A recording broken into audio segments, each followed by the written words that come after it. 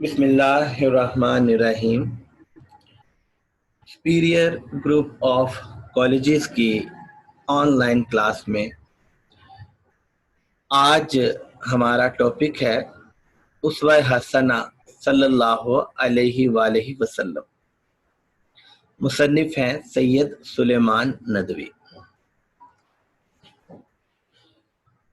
غرض ایک ایسی شخصی زندگی جو ہر طائفہ انسانی اور ہر حالت انسانی کے مختلف مظاہر اور ہر قسم کے صحیح جذبات اور کامل اخلاق کا مجموعہ ہو۔ صرف محمد رسول اللہ صلی اللہ علیہ وآلہ وسلم کی سیرت ہے۔ مختصر یہ کہ آپ صلی اللہ علیہ وآلہ وسلم کی سیرت زندگی ایسی ہے جو ہر طائفہ انسانی، جو انسانوں کے تمام تر گروہوں، طائفہ گروہ اور ہر حالت انسانی کے مختلف مظاہر اظہار کے لیے اور ان کے صحیح جذبات اور کامل اخلاق کے لیے ضروری ہے، تو وہ آپ صلی اللہ علیہ وآلہ وسلم کی سیرت ہے۔ اگر کوئی بھی انسان کامیاب ہونا چاہتا ہے، اگر کوئی بھی انسان صحیح اور سچے جذبات سیکھنا چاہتا ہے، اگر کوئی بھی انسان کامل اخلاق کو اپنانا چاہتا ہے، تو ان کا مجموعہ ہمیں نبی کریم صلی اللہ علیہ وآلہ وسلم کی حیات طیبہ میں ملے گا۔ اگر دولت مند ہو تو مکے کے تاجر اور بحرین کے خزینہ دار کی تقلید کرو۔ اگر تمہارے پاس دولت ہے تو تم مکے کے تاجر کی تقلید کرو، تم مکے کے تاجر کی پیروی کرو۔ آپ صلی اللہ علیہ وآلہ وسلم مکے کے تاجر تھے، اور مکہ کی ایک انتہائی نیک اور انتہائی معزز خاتون حضرت خدیجہ سے آپ کی شادی ہوئی، جو بہت دولت والی تھی۔ تو آپ صلی اللہ علیہ وآلہ وسلم نے جب بھی تجارت کی اور آپ صلی اللہ علیہ وآلہ وسلم کے پاس جو دولت آئی تو آپ نے اس کا بہترین استعمال کیا، یعنی آپ صلی اللہ علیہ وآلہ وسلم نے اپنی دولت کو ضرورت مندوں پہ استعمال کیا۔ بحرین کے خزینہ دار کی تقلید کرو۔ آپ صلی اللہ علیہ وآلہ وسلم نے جب بحرین فتح کیا تو اس کے خزانے آپ صلی اللہ علیہ وآلہ وسلم کے پاس آئے، تو آپ صلی اللہ علیہ وآلہ وسلم نے ان خزانوں کو بھی غریبوں، محتاجوں اور ضرورت مندوں میں تقسیم کر دیا۔ تو ایک دولت مند کو نبی کریم صلی اللہ علیہ وآلہ وسلم سے سیکھنا ہوگا کہ دولت کا بہترین استعمال یہ ہے کہ اس سے اللہ کو راضی کیا جائے، اس سے اللہ کو خوش کیا جائے۔ تو ایک دولت مند نبی کریم صلی اللہ علیہ وآلہ وسلم سے سیکھ سکتا ہے۔ اگر غریب ہو تو شیب ابی طالب میں محصور اور مدینے کے مہمان کی کیفیت سنو۔ اگر تم غریب ہو، تمہارا گزارا مشکل سے ہو رہا ہے، تو نبی کریم صلی اللہ علیہ وآلہ وسلم نے بھی غریبی کے دن دیکھے ہیں۔ آپ صلی اللہ علیہ وآلہ وسلم شیب ابی طالب میں، یعنی ابی طالب کی گھاٹی میں، یہ کوئی 3 دن کی بات نہیں، 3 ہفتوں کی بات نہیں، 3 مہینوں کی بات نہیں، بلکہ 3 برسوں کی بات ہے۔ آپ صلی اللہ علیہ وآلہ وسلم اور آپ کے خاندان، انہوں نے انتہائی غریبی کے دن شیب ابی طالب میں گزارے۔ اہل مکہ نے آپ کا سماجی مقاطعہ، یعنی آپ کا بائیکاٹ کر دیا، خوراک کو اور ضروری سامان کو آپ صلی اللہ علیہ وآلہ وسلم تک آنے نہیں دیا۔ تو یہ بہت زیادہ تنگ دستی کے دن تھے، اور آپ صلی اللہ علیہ وآلہ وسلم اور آپ کے گھر والوں نے ان حالات میں صبر کیا اور یہاں تک کہ سوکھی جھاڑیاں بھی کھا کر اپنا گزارا کیا. اتنی غربت دیکھی لیکن آپ صلی اللہ علیہ وآلہ وسلم نے حق کا راستہ نہیں چھوڑا. ایک غریب کو آپ صلی اللہ علیہ وآلہ وسلم سے سیکھنا ہوگا کہ غریبی میں بھی حق کے راستے پر کیسے چلتے ہیں. مدینے کے مہمان کی کیفیت سنو. آپ صلی اللہ علیہ وآلہ وسلم جب مدینے آئے تو بے سر و سامانی کی کیفیت تھی. آپ صلی اللہ علیہ وآلہ وسلم حضرت ابو ایوب انصاری کے مہمان بنے. آپ صلی اللہ علیہ وآلہ وسلم ایک دن حضرت ابو ایوب انصاری کے پاس تھے کہ حضرت ابو ایوب انصاری نے آپ کی خدمت کی, آپ کے سامنے کھجوریں پیش کی اور آپ صلی اللہ علیہ وآلہ وسلم کی تواضع گوشت سے کی. آپ صلی اللہ علیہ وآلہ وسلم نے روٹی لی اور گوشت کا ٹکڑا اس روٹی پہ رکھا اور پھر فرمایا کہ اسے فاطمہ کے ہاں بھیج دو, اسے کئی دن سے کھانا نصیب نہیں ہوا. تو آپ صلی اللہ علیہ وآلہ وسلم نے غریبی کے دن دیکھے, غریبی کے دن گزارے. ایک غریب آپ صلی اللہ علیہ وآلہ وسلم سے رہنمائی حاصل کر سکتا ہے. اگر بادشاہ ہو تو سلطان عرب کا حال پڑھو. اگر تم بادشاہ ہو اور تم حکومت کر رہے ہو تو پھر تمہارے سامنے بہترین مثال نبی کریم صلی اللہ علیہ وآلہ وسلم کی ہے.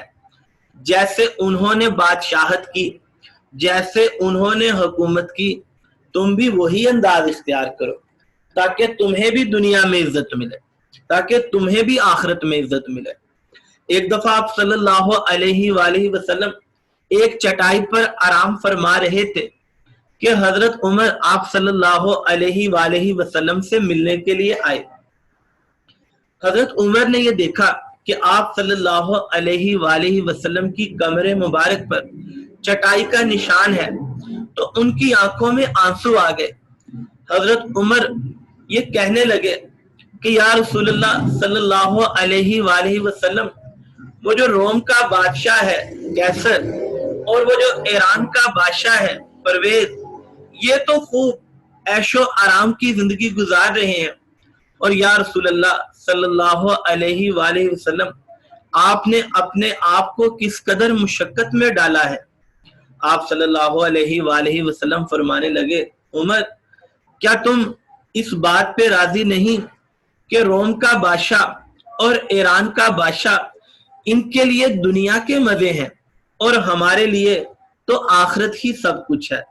آپ صلی اللہ علیہ وآلہ وسلم نے ایک بادشاہ کے طور پر بلند و بالا محل نہیں بنائے. آپ صلی اللہ علیہ وآلہ وسلم نے اپنے لیے نرم بچھونوں کا استعمال نہیں کیا. آپ صلی اللہ علیہ وآلہ وسلم نے ہمیشہ دوسروں کا خیال رکھا. ایک بادشاہ نبی کریم صلی اللہ علیہ وآلہ وسلم سے سیکھ سکتا ہے. اگر رعایا ہو تو قریش کے ایک محکوم کو ایک نظر دیکھو. اگر تم ایک عام فرد ہو تو بھی تم نبی کریم صلی اللہ علیہ وآلہ وسلم سے سیکھ سکتے ہو. آپ قریش کے محکوم ہیں لیکن پھر بھی آپ صلی اللہ علیہ وآلہ وسلم بہترین انداز اختیار کر رہے ہیں. آپ صلی اللہ علیہ وآلہ وسلم ابو جہل کے طرز عمل پر آپ صلی اللہ علیہ وآلہ وسلم کوئی سمجھوتا نہیں کر رہے, بلکہ آپ صلی اللہ علیہ وآلہ وسلم اس کے پاس جا رہے ہیں اور بار بار اس کو حق بات بتا رہے ہیں. تو ہم آپ صلی اللہ علیہ وآلہ وسلم سے یہ سیکھ سکتے ہیں کہ ایک محکوم کو کیسا طرز عمل اختیار کرنا چاہیے. اگر فاتح ہو تو بدر و حنین کے سپہ سالار پر نگاہ دوڑاؤ. اگر تم فاتح ہو, اگر تم جیت چکے ہو تو بدر کے سپہ سالار یعنی فوج کے سردار کو دیکھو. آپ صلی اللہ علیہ وآلہ وسلم نے بدر کے میدان میں کامیابی حاصل کی تو آپ صلی اللہ علیہ وآلہ وسلم نے روایتی فاتحین کی طرح قیدیوں کے ساتھ ظلم نہیں کیا.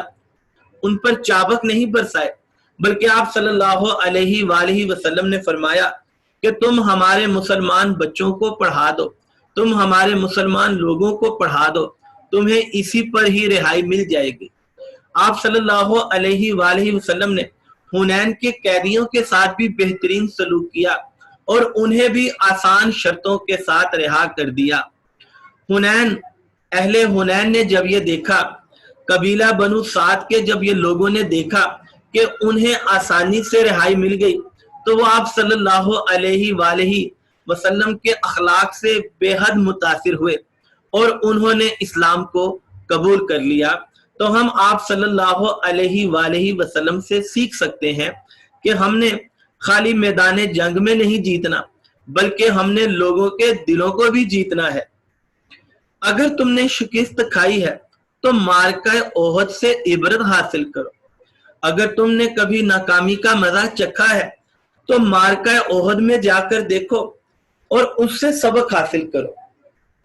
جب غزوہ احد کا موقع تھا تو آپ صلی اللہ علیہ وآلہ وسلم نے صحابہ کی ٹولیاں مقرر کی اور صحابہ کو آپ صلی اللہ علیہ وآلہ وسلم نے خاص مقامات پر، پوزیشنز پر کھڑا کر دیا۔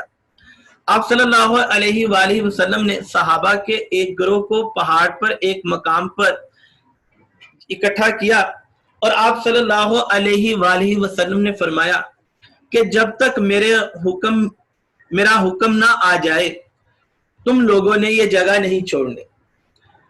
جب جنگ شروع ہوئی تو مسلمان کامیابیاں حاصل کر رہے تھے اور وہ لوگ جو اس مقام پہ کھڑے تھے انہیں ایسا محسوس ہوا کہ جیسے ان کی یہاں ضرورت نہیں، تو انہوں نے وہ جگہ چھوڑ دی۔ حضرت خالد بن ولید اس وقت تک اسلام نہیں لائے تھے اور وہ اس موقع کی تلاش میں تھے کہ کہیں مجھے یہاں جگہ مل جائے اور میں اس جگہ سے مسلمانوں پر حملہ کروں۔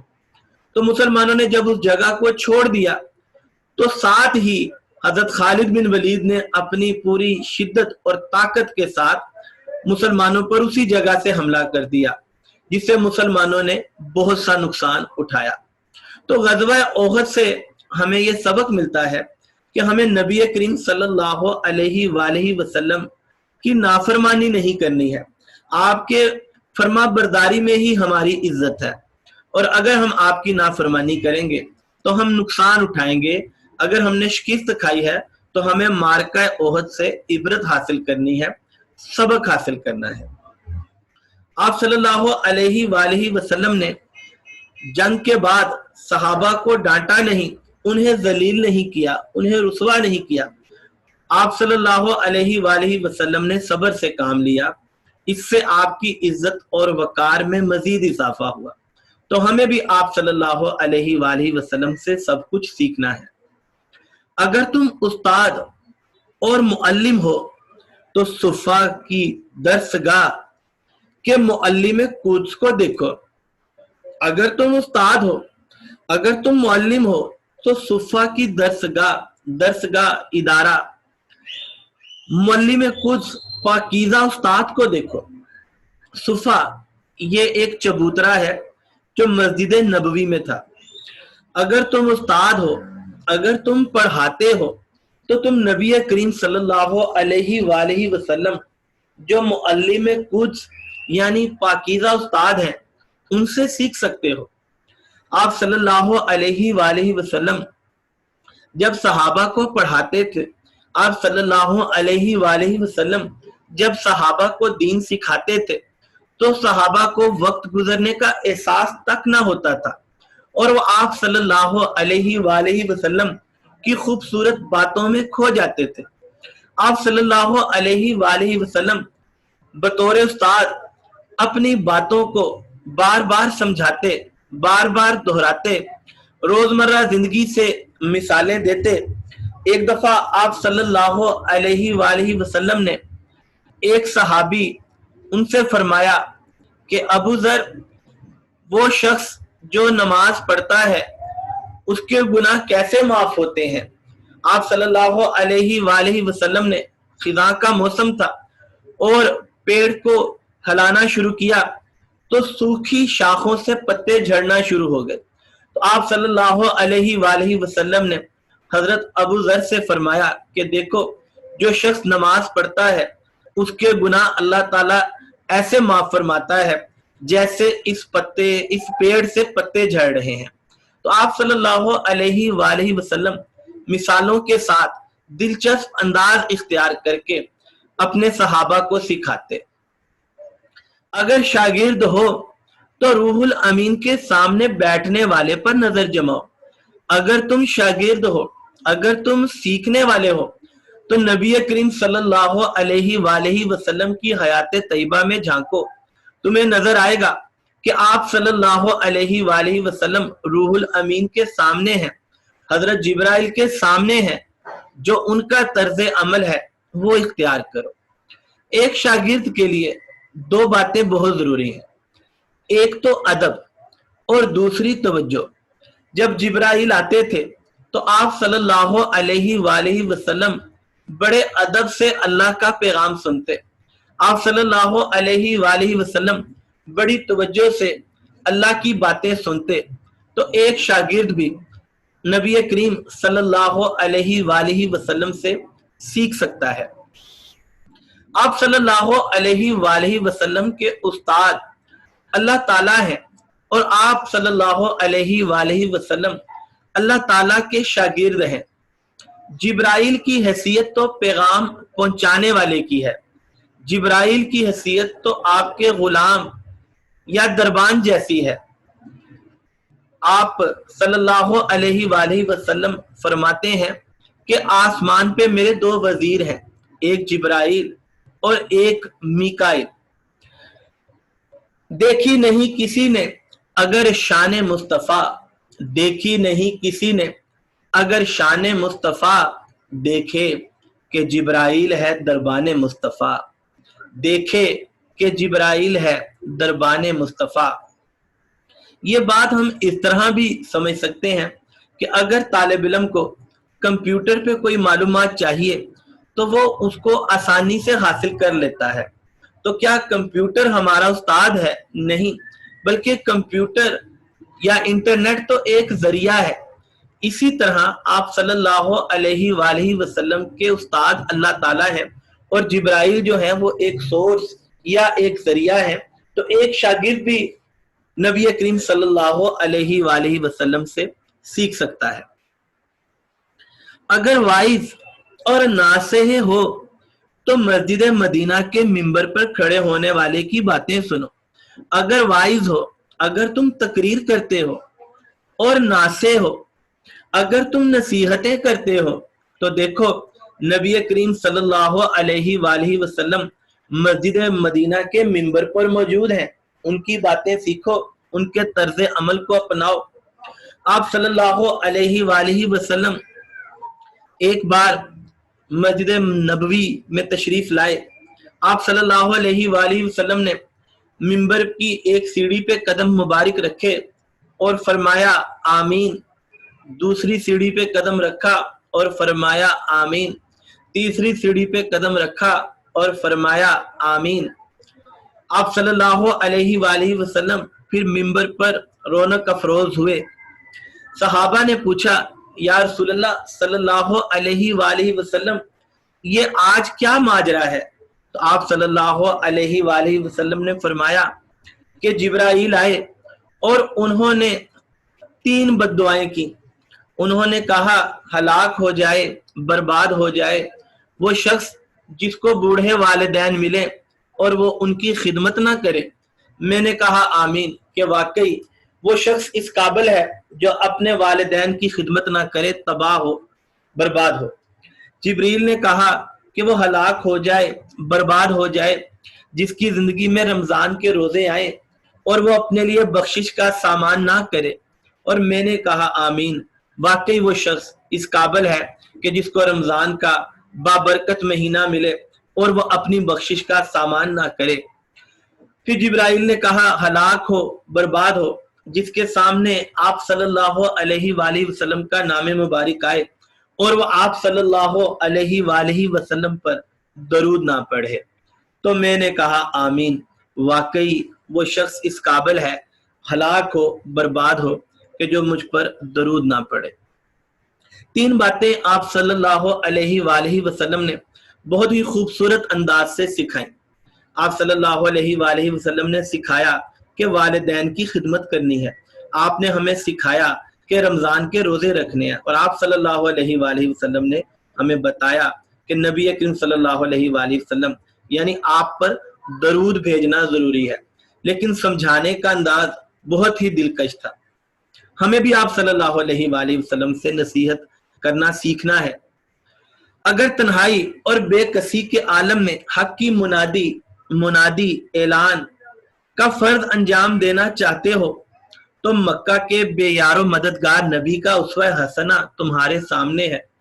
اگر تم تنہا ہو، اگر بے کسی کا عالم ہے، بے بسی کی کیفیت ہے، حق کی منادی کا فرض انجام دینا ہے، حق کا اعلان کرنا ہے، تو تم یہ کام نبی کریم صلی اللہ علیہ وآلہ وسلم سے سیکھ سکتے ہو۔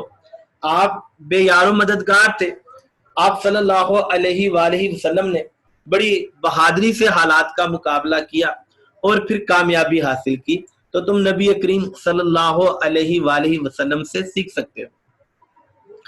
اگر تم حق کی نصرت کے بعد اپنے دشمنوں کو زیر اور مخالفوں کو کمزور بنا چکے ہو تو فاتح مکہ کا نظارہ کرو۔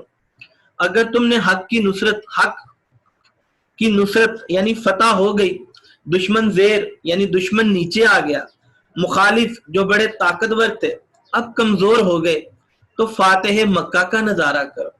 آپ صلی اللہ علیہ وآلہ وسلم نے فتح مکہ کے موقع پر اپنے دشمنوں کو معاف کر دیا، یہاں تک کہ جنہوں نے حضرت حمزہ کو شہید کیا ان کا کلیجہ چبایا، آپ صلی اللہ علیہ وآلہ وسلم نے ان کو بھی معاف کر دیا۔ آپ نے وحشی سے کہا کہ تم میرے سامنے نہ آیا کرو، مجھے اپنے چچا کی یاد آتی ہے۔ تو آپ صلی اللہ علیہ وآلہ وسلم نے حق کی نصرت کے بعد دشمنوں کو زیر اور مخالفوں کو کمزور کر دیا، تو سب کو معاف کر دیا، تو ان لوگوں نے اسلام کو قبول کیا۔ آپ صلی اللہ علیہ وآلہ وسلم سے ہم سیکھ سکتے ہیں کہ صحیح معنوں میں فاتح کیسے بنتے ہیں۔ سکندر اعظم جو ایک بہت بڑا فاتح گزرا، اس نے کہا کہ میں نے آدھی دنیا فتح کر لی لیکن میں لوگوں کے دلوں کو فتح نہ کر سکا۔ آپ صلی اللہ علیہ وآلہ وسلم نے لوگوں کے دلوں کو بھی فتح کر لیا، لوگوں کے دلوں پر بھی حکومت کی۔ سب لوگ آپ صلی اللہ علیہ وآلہ وسلم کی محبت کے دیوانے ہو گئے، یہاں تک کہ آپ کے دشمن بھی آپ کے گرویدہ ہو گئے، یہاں تک کہ آپ کے دشمن بھی آپ کے جانثار ہو گئے۔ تو فاتح مکہ کا نظارہ کرو اگر تم یہ سیکھنا چاہتے ہو کہ فتح حاصل کرنے کے بعد دشمن سے کیسا سلوک کرنا ہے۔ اگر اپنے کاروبار اور دنیاوی جد و جہد کا نظم و نسق انتظام درست کرنا چاہتے ہو تو بنی نذیر، خیبر اور فدق کی زمینوں کے مالک کے کاروبار اور نظم و نسق کو دیکھو۔ اگر تم کامیاب ہونا چاہتے ہو، دنیاوی جد و جہد کو اور اپنے کاروبار کو درست کرنا چاہتے ہو، تو آپ صلی اللہ علیہ وآلہ وسلم کے پاس بنی نذیر اور خیبر اور فدق کی زمینوں کی پیداوار آتی ہے۔ بنی نذیر، خیبر، فدق یہ یہودی قبیلے تھے، اور ان سے آپ صلی اللہ علیہ وآلہ وسلم کا معاہدہ تھا کہ آپ ان یہودی قبیلوں کو امن دیں گے اور بدلے میں یہ آپ کو اپنی پیداوار دیں گے۔ تو آپ صلی اللہ علیہ وآلہ وسلم نے اس پیداوار کو اپنی ذات یا اپنے خاندان کے لیے استعمال نہیں کیا، بلکہ اس سے آپ نے لوگوں کی ضرورتیں پوری کی، ان لوگوں کا خیال کیا۔